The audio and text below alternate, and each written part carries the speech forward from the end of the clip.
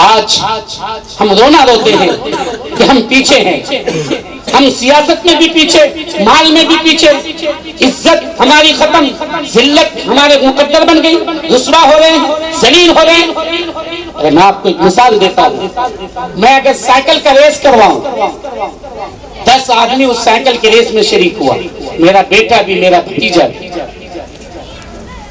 اور میں نے کہا وہ جو عقیل میں جھنڈا ہے جو اسے اٹھا لے گا اسے 10,000 روپے انعام ملے۔ ایک غیر آدمی بہت دور سے آیا، میرا دشمن کا بیٹا ہے، اس نے آ کر اس جھنڈے کو اٹھا لیا۔ بتائیے 10,000 روپے کسے ملے؟ اس دشمن کو ملے۔ آپ یہ نہیں کہیں گے مفتی اعجاز صاحب یہ تو بڑی بے وقوفی والی بات ہے، آپ اپنے بیٹے کو نہیں دے رہے، بھتیجے کو نہیں دے رہے، دشمن کے بیٹے کو دے رہے؟ نہیں، کامیابی کا ایک طریقہ تھا، وہ طریقہ تھا جو جھنڈا کو اٹھائے گا وہ کامیاب ہوگا۔